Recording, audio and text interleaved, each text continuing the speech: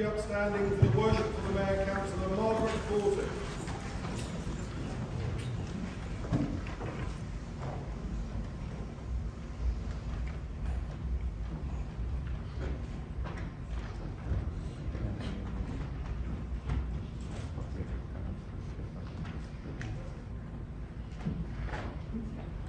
Please be seated. Thank you.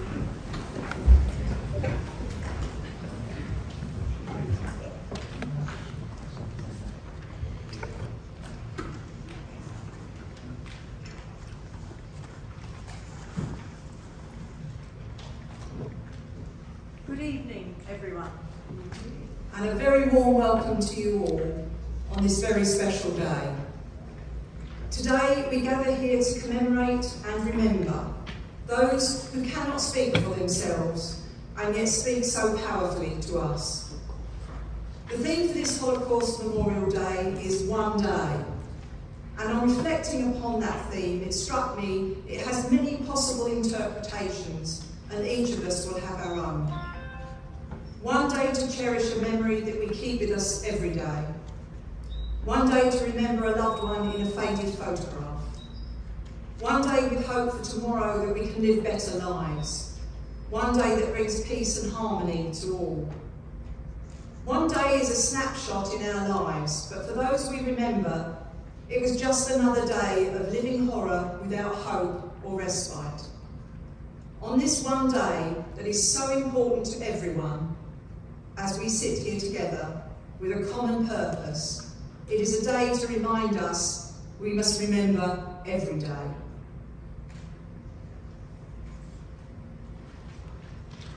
In 2015, 70 candles, designed by Sir Anish Kapoor, were distributed across the UK to commemorate the 70 years since the liberation of Auschwitz-Birkenau, on 27 January 1945. We are lighting this candle again today in memory of that occasion.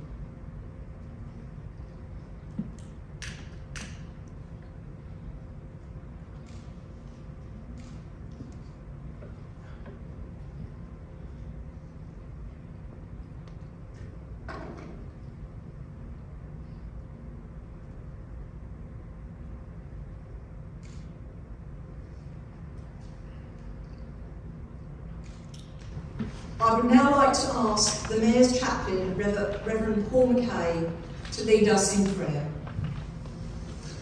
Thank you. If you'd like to go ahead to a prayer. God of the past, present and future, we remember today as tomorrow marks the 77th anniversary of the liberation of Auschwitz-Birkenau, the more than 6 million Jews murdered in the Holocaust, the millions of other victims of Nazi persecution, and all those who have been targeted and killed in subsequent genocides. We give thanks for those who, having survived genocide, shared and continue to share their stories with us. We give thanks to you for the lessons of human stories, both in their suffering and in their joy. We give thanks to you for the example of those who stood up against injustice and saved lives. Together we acknowledge the sacrifice of those that stood together with those who suffered during the Holocaust and other genocides. And we affirm that every life is loved by you and sacred. Yet during the Holocaust, too many failed to stand together with their neighbours. Oppression stains your world and contradicts your love. So we pray that we will be inspired now as we come together on this day, those of Christian faith and those of many faiths, that we might be drawn together in light and love, that we may know of God's love and presence in this still troubled world. And so let us commit to remembering and also be exemplars of grace in our words and actions. We make our prayers in the name of Christ, who through his death and life and resurrection journeys with us into the eternal hope of your truth and light. Amen.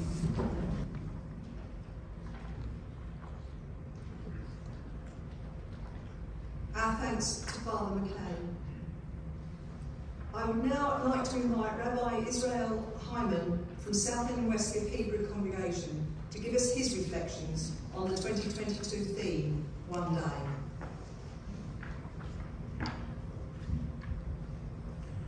Worshipful Mayor, councillors, distinguished guests, ladies and gentlemen, today, on this one day, it is a time for remembrance for all the victims, the Roma, the Sinti, the gays, the mentally and physically disabled, and all others, as well as the victims of those other genocides, Bosnia, Cambodia, Darfur, and Rwanda. And we remember the Jews, 6 million wiped off the face of earth by the Nazis and their collaborators. Among the murdered were 1.5 million children. Before the Holocaust, there were approximately 16.6 million Jews in the world. After the Holocaust, more than a third had been annihilated. If the German Reich had not been defeated by the Allied forces, one dreads to think what would have been. The Holocaust is one of the greatest failures of the human race that has stained the face of the earth with their blood. If the first homicide recorded in the Bible, that of Abel killed by his brother Cain, is described with the words, "The blood of your brother is crying out to God from the earth," how can we even begin to describe the murder of over 6 million human beings? Tragically, after the Holocaust, the world has ignored its lesson, and genocides continue to reoccur. What marks out all these atrocities is that the murder was carried out on those deemed to be different. Different by color, different by culture, and different by religion. As a Jew, I believe that God created and designed a diverse world. He filled his world with diversity, both with different species of vegetation and animals. And so wherever you look, you see diversity. That's how the world is. And we as humans know this, but sometimes ignore it. We want everyone to be the same. The rabbis of the Talmud over 2,000 years ago understood and accepted that we are all different, and they put it in the following way.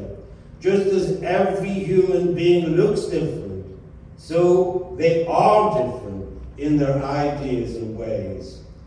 What then binds us together? It is that we are all human beings created in the image of God. On this one day, we cannot change the past, but to be sure, we can shape our tomorrow.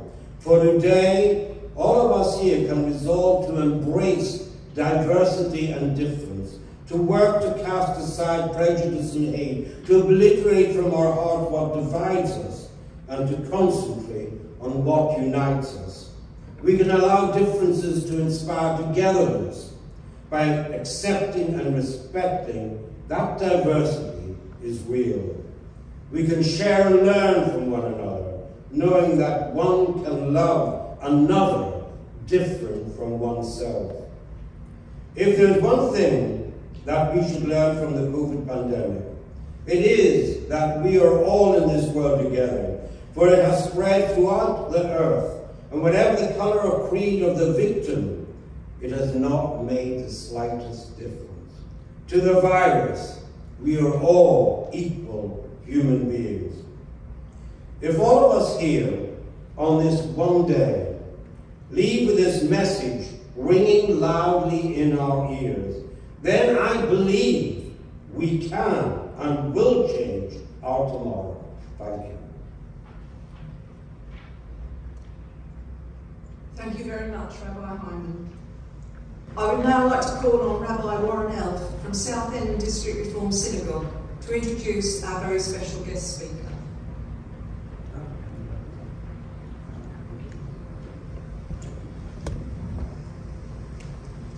English chair and chair alike. Good evening, everyone. Municipal Mayor, councillors, members of synagogues, members of the general Southend community, and schools. And it's a pleasure and privilege to be here this evening, and in particular to introduce our guest tonight, Mr. Bernie Graham. To give him all the letters after his name, I think he'll be going through the alphabet and a bit more. Bernie is a very well qualified psychologist, and he's the director of mental health support.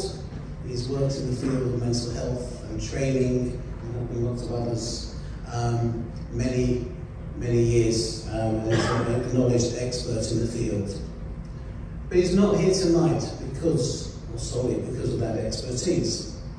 He's here tonight because he is Frida and Sydney's son. And looking around, many of you knew, as I did, Frida and Sydney. And they were a lovely couple. Survivors came over on the kinder transport. Pillars of the community when they came to live down here for the last how many years of their life were really heavily involved at the Reformed Synagogue when I started with them 20 years ago. In fact, Frida always insisted I go back there for Shabbos lunch. What you were saying, Rabbi Mohammed, about the way of accepting everyone, I think Frida was the embodiment, and Sydney too, of accepting, acknowledging anyone, welcoming everyone into their home, even a stray rabbi for Shabbos lunch. And I remember as time went on, she said to me one week, "It's getting a bit much. Yeah, do you mind if I don't cook Shabbos lunch?" She said, "Of course I don't. It's really not suspected." The next service that I was down for, during Kiddush, she said, "You coming back?" I said, "I thought you said it's too much." "Who else is going to feed you?" And they were like that.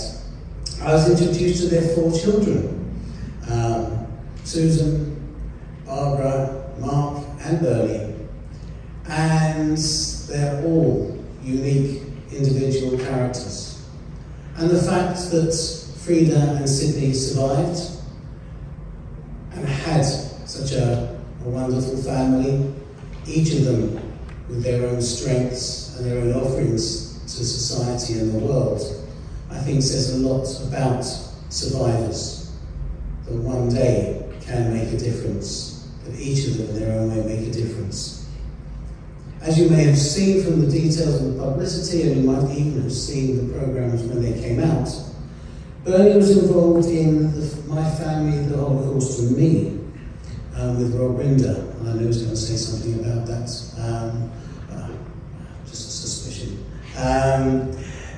And that very much shows the exploration, the searching, the questioning, the way the Holocaust, the Shoah, affects survivors, their children, grandchildren, and there was this talk of transgenerational trauma, and the way that the trauma and the effect is ongoing through the family. Obviously there are fewer survivors who are still surviving today because of their age and the fact that many have unfortunately left us and died. We're privileged, we were last year as well, we were privileged to have a 2nd generation survivor with us today. And the message I think that Bernie has for us and can convey, and the story is a very important part of Holocaust remembrance, of genocide remembrance, of remembering that this is not just about the Holocaust and what happened to the Jews, but it's also the fact that when we said never again at the end of the Second World War, we've seen genocide too often in the years ahead. So it is my pleasure for me to stop talking and to allow Bernie to start talking. Well, thank you very much, Warren. I think you've done half of my presentation, actually. But no, thank you very much, and thank you for having me. I'm very, very honoured to be here. Besides my connection regarding the family, this is an area of great, great importance to me. I must echo Raoul's words about diversity. Diversity and inclusion are so important. And one of the messages from the Holocaust is we never want it to happen again, but we haven't learnt. And I think about embracing inclusion is so, so important. The theme for Holocaust Memorial Day is one day. And the day I've chosen, and I'll be showing some extracts from, because they say so much more than I can, is one day I spent in Frankfurt in June 2019, working on the BBC documentary. I'll come to that in due course, because I wanted to actually introduce my mum and dad in the best way I can. Could I have the next slide, please? That's my mum and dad.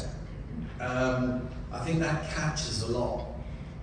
They were lovely people. They had their faults like everybody, but they were really lovely people, and I know many people here knew them when they were alive. They both passed a few years ago.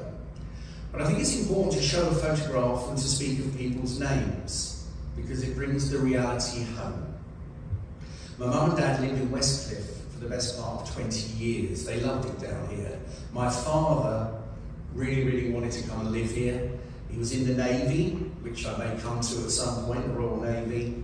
But he has a great memory of when he came over to England, of coming up the Thames in a ship. But I'll come to that. They lived here for 20 years, and as Warren talked about, my mum fed Warren at every opportunity, and me as well. That's why Warren and I have got similar waistlines. But food was a big issue. It was only that easy just to share food with people. It seems to break a lot of barriers down. But let's start with my mum. My mum came over from Frankfurt on kinder transport when she was 8 years old, separated from her family. She had a mother, Sabina, and a father, Solomon. 3 sisters came with her on the kinder transport: Betty, Leah, and Rosa. And her sister Erna remained in Germany. She had 3 brothers: Hermann, Max, and Bernhard. By the end of the war, she had no mother. Bernhard had been murdered in Dachau concentration camp, and Erna had been murdered in Auschwitz. That was my mum's background. She was a contemporary of Anne Frank, but Anne Frank moved from Frankfurt before they actually would have gone to school together. My father was born in Gdansk, or Danzig as it was called, in Poland, and he came over on a kinder transport when he was 12 years old. And he used to talk about a great memory of coming by ship and going, up the Thames, seeing, hearing about places on the Thames, being so excited, but so sad at the same time. And a great memory of coming through Tower Bridge and the bridge opening so the ship could come through.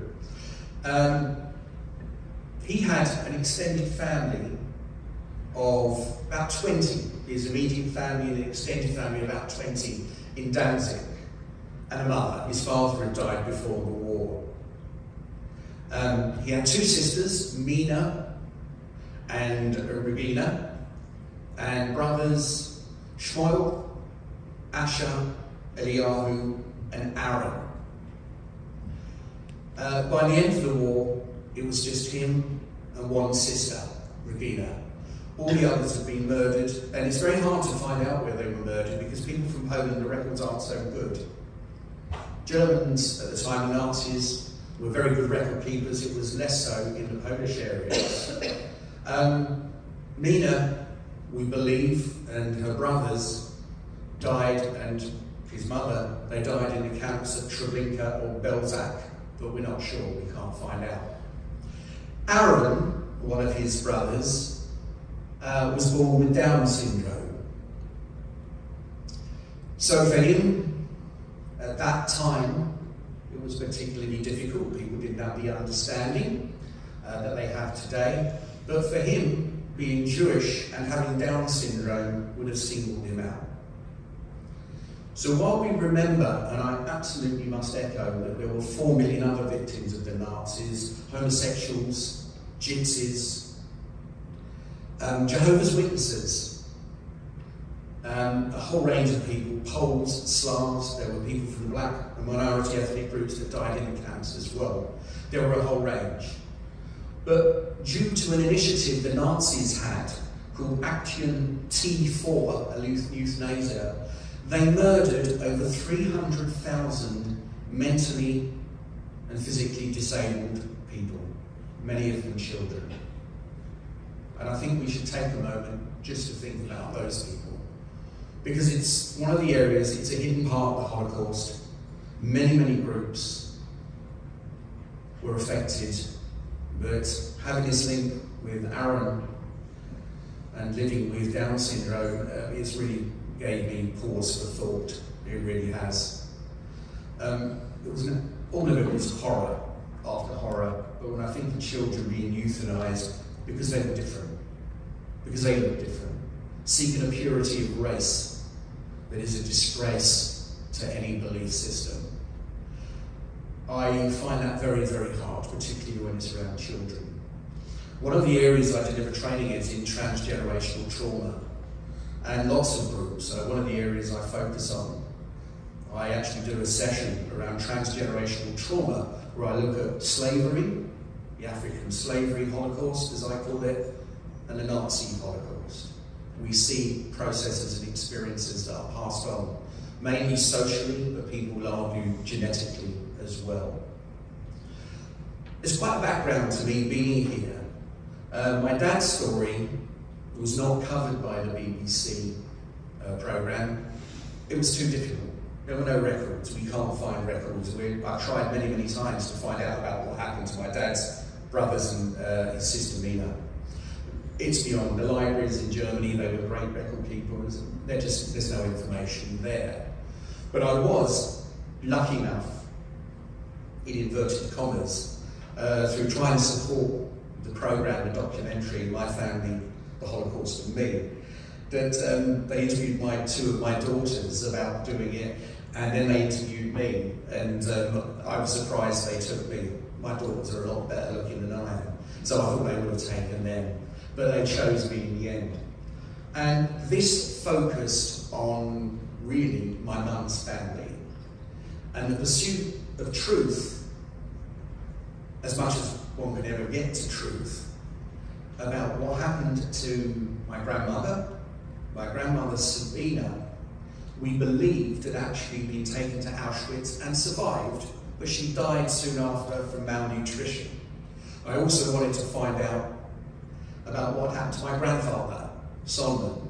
He was alive at the end of the war, but as a child, he used to, and you'll hear this in the film, as a little kid, 5-year-old, 6-year-old, he used to point at one of his eyes because he lost an eye, and he said, "Nazis, Nazis." And that was a hell of a thing for a kid to hear, and for anybody to hear, and of course, for him to endure. And you should prepare yourself, because detail was given in the film of how he actually lost that eye. But one of the main thrusts of the programme was for me to seek out what happened to my uncle Bernhard, who I was named for. It's a Jewish tradition, it's a tradition in lots of cultures, to name someone after a dead relative, and I was named after Bernhard. And so this was very much about looking to find out about what Bernhard and what happened to him. What we had, the knowledge we had before the programme, was that Bernhard had been taken to Dachau concentration camp, and he'd actually taken his own life. But as you'll see from the film, all the information we had was not accurate. Please prepare yourself, because it's not pleasant, but I think it's very, very important. Thanks, Sharon. Miriam, who was there as well, there was a bit of an edit on the film, because Miriam had told me that that transport that my grandmother Sabina went on was very special to her as well, because her auntie had been on the same transport. But but when they were editing the film, she said, "This is someone else's story, not mine. So can you take that out?" I really wish she'd left it in because it was as important for her as it was for anybody else. It was a difficult experience. That brought the day to an end. Going to where my mum had lived as a child for a short period in the morning and seeing all that, hearing about that, and then going to the European Central Bank was a real surprise because you've got this very, very modern building and then you've got this basement which you go into and you start to see pavement in a basement, and you suddenly really, it takes on a feel of the 1940s to experience that. It's hard to get an idea of the size, but to get 1,000 people into that room, and that was just the beginning. And then to pay, and this was something that stuck with me, to have to pay 50 Reichmarks for your own transport. It's that transport that you've seen probably many times, the wagons, the cattle wagons, that were often nailed shut, you know, people on for days. But I had to actually pay for that. So that was my day. It came to an end. I've got to say the people involved in the making of it, the BBC wall-to-wall team, were incredibly supportive. But it was one hell of a day. And a lot more happened on other days. But I chose that day because it was one that obviously I'll never forget. And it was all condensed into that one day. In reflection, sort of looking at the whole thing about Holocaust, is that hate really seems to be the enemy here. Hate of difference, hate of anybody. And I think, you know, really, I mean, you hear people say this and it's become a bit trite, a bit of a cliche.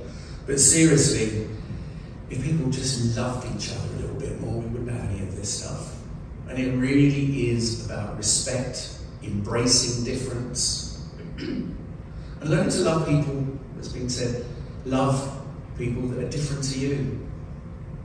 You know, in some ways it's very, very simple. And instead of looking for difference and division, to look for what we have in common and embrace that. And I'm done. Thank you ever so much for listening and having me here this evening.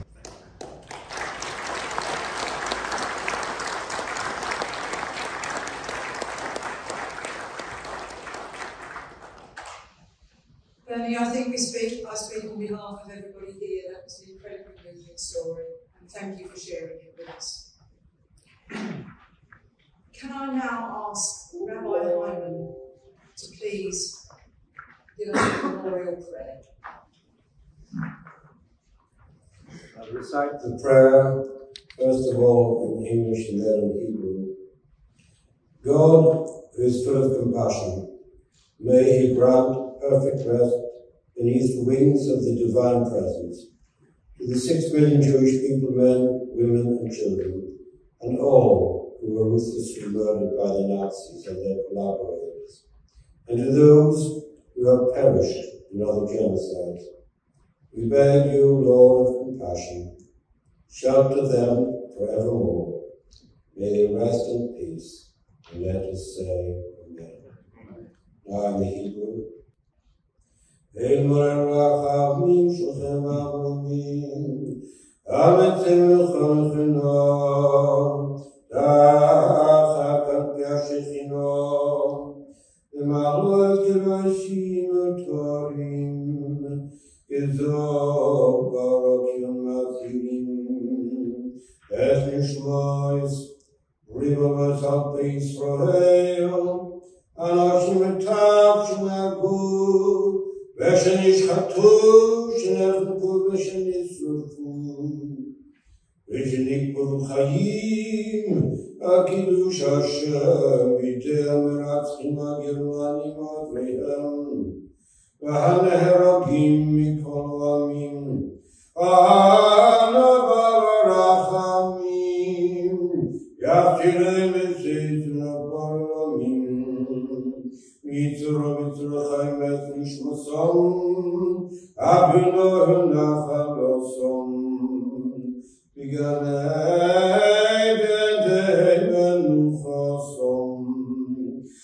The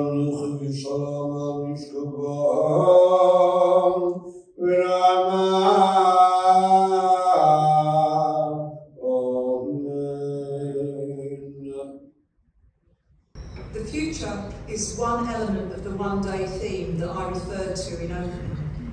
And what better way to look to the future than through our young people?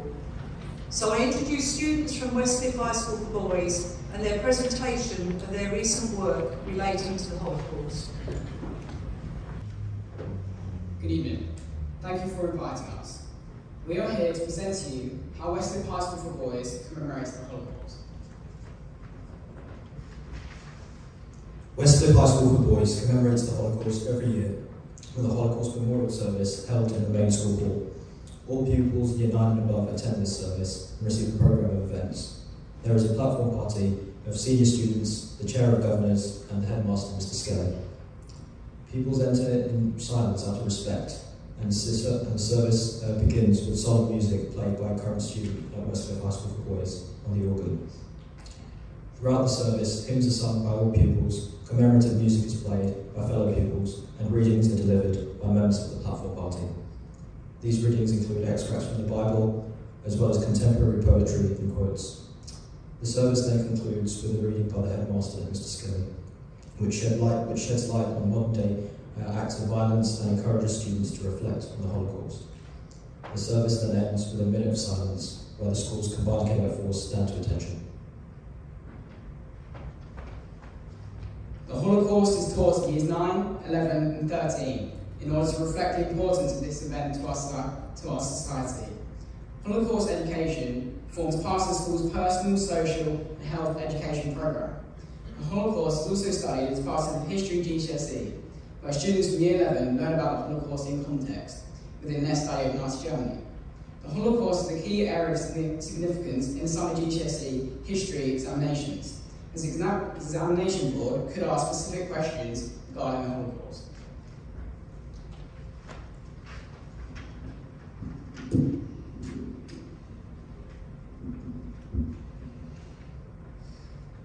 At Westcliff High School for Boys, the Holocaust is also studied as part of our non-examination assessment, our coursework at A-level, and this forms 20% of our overall grade.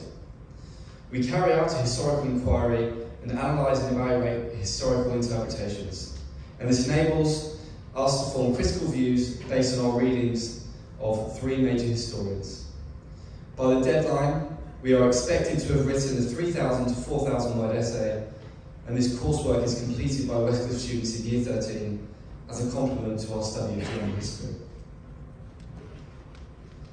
This year, our NEA focuses upon the intentionalist versus functionalist debate, with the intentionalist camp arguing that Hitler had the intention of committing genocide against European Jewry from the start of his rise to power, whilst functionalists believe that the genocide was committed for practical purposes.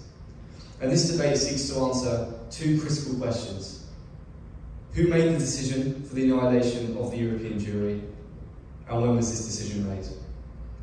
In this study, we look at the events leading up to and during the Holocaust, exploring books, articles, interviews and films, and we choose 3 historians from the debate who we write about and analyse.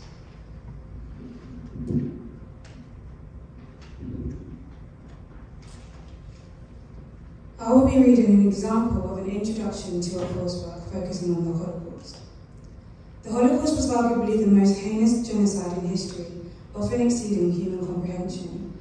A fanatical ideology ingrained within the German society, exacerbated by an unstable economic and political environment, led to the death of almost 6 million lives and the total ruin of several others. Ever since its termination, historians have attempted to explain how and why such barbaric acts against humanity were able to be carried out. Some have joined the attempt seeking closure for loved ones who suffered the inhumane treatment, while others have identified that determining factors attributing to the Holocaust may help to prevent anything similar from ever happening again. What remains a fundamental issue, however, is the absence of a smoking gun document through which blame can be attributed and purpose can be established. The intentionalist versus functionalist debate emerged as a result, concerned with answering 2 main questions. Who decided to enact the final solution, and when was the decision made? Westcliff High School for Boys also commemorates the Holocaust in numerous other ways beyond our annual service and academic study. Students within the History Department can act as Holocaust ambassadors. This involves participating in a trip to Auschwitz, which allows students to reflect on the atrocities of the past. In our last trip in 2018, students saw the remnants of this mass genocide at first hand, consider how deeply it affected so many individuals. In contemplation of this trip, a former student, Max Humphrey, wrote that, as part of humanity, it is our duty to remember these atrocities for all time and to educate future generations about the horror that was the Holocaust. In 2019, a Holocaust survivor, the late Leslie Kleinman, BEM, visited the school as a guest speaker, sharing his experiences with a group of Year 9 pupils. This was an incredibly moving and powerful experience for the pupils and teachers involved. Thank you for inviting us to speak on this very important occasion. Please be in no doubt that each cohort of Westcliff students learn afresh every year about these terrible events and their legacy. Thank you.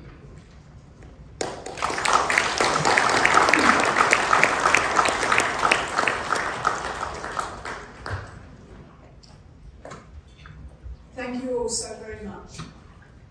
A lot of hard work obviously goes into that, and I'm sure that you learn a great deal from it.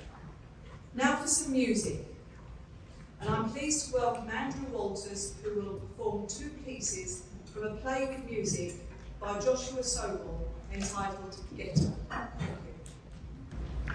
In the sky the stars will glisten, here below I am lost in pain. When I pray does no one listen? Is my weeping all in vain? As I watch the stars all darken, all alone I stand and stare. Let the empty heavens hearken to my broken-hearted prayer. Let the empty heavens hearken to my humble prayer. Take my prayers and take my yearning, these are everything I own. In my head a fire is burning, but my heart has turned to stone. Sell a seed with hell and fire,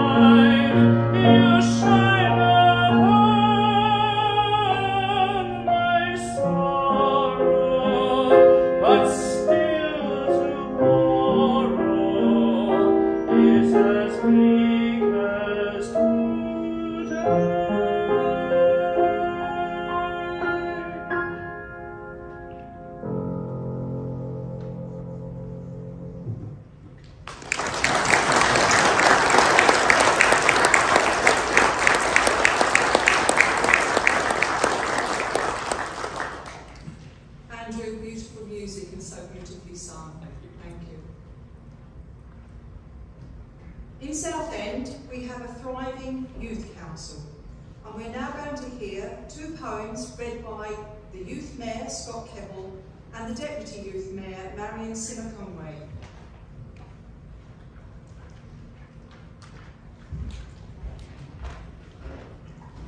Auschwitz by Charles A. Whisker.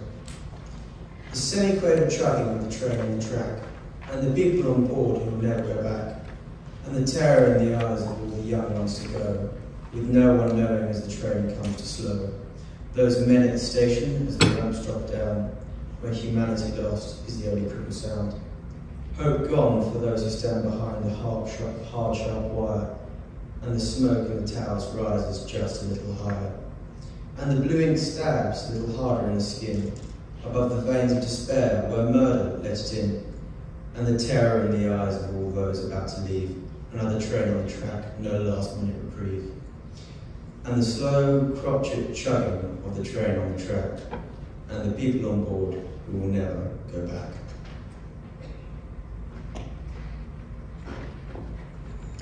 There is a lost solitary coach by David Vogel. There is a lost solitary coach about to leave. Let us get in and go, for it won't wait.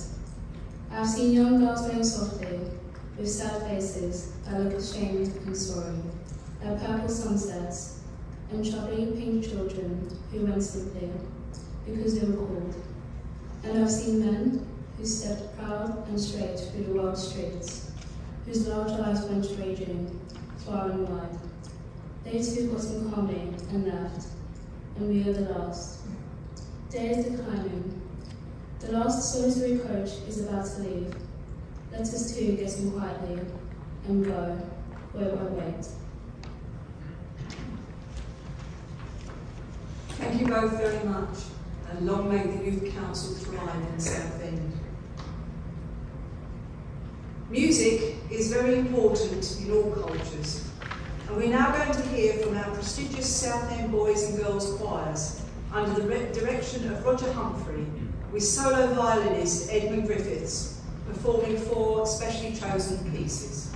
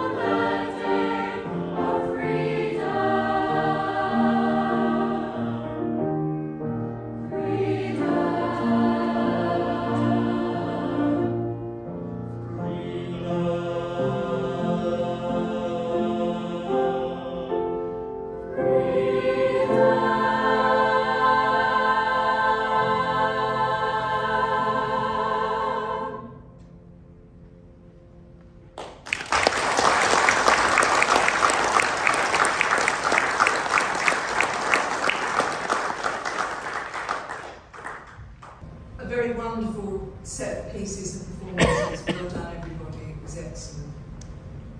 Ladies and gentlemen, we're now drawing to the close of this very special service, and I now turn to our Mayor, Councillor Margaret Lawton, for her concluding remarks. Thank you.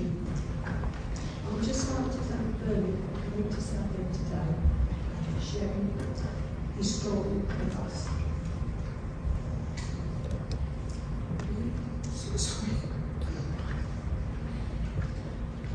We hold this annual commemoration in the highest esteem, and a shared understanding of the horrors of the Holocaust is important to reflect and ensure we shape a stronger future.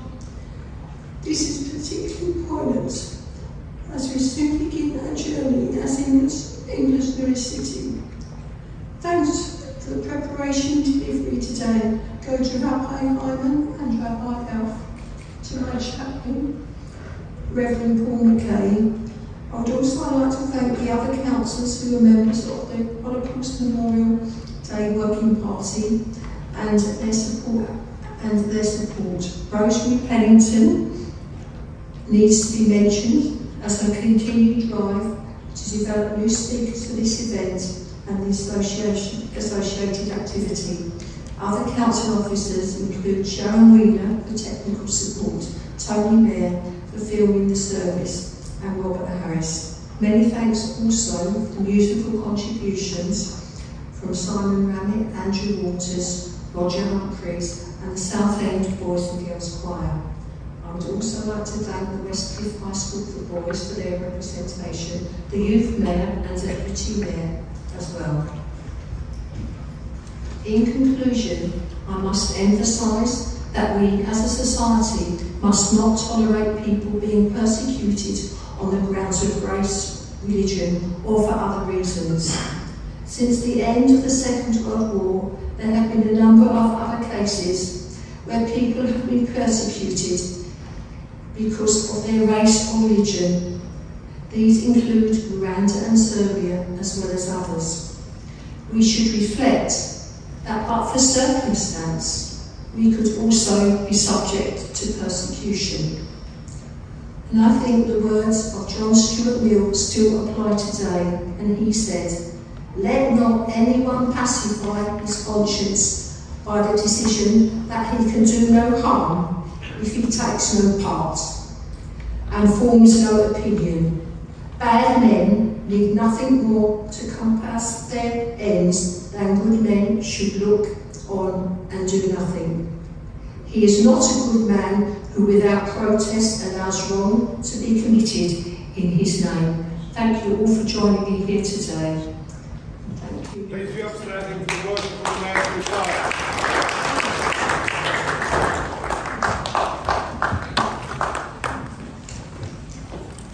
Sorry, my apologies. Please be seated. A little bit previous, but never mind.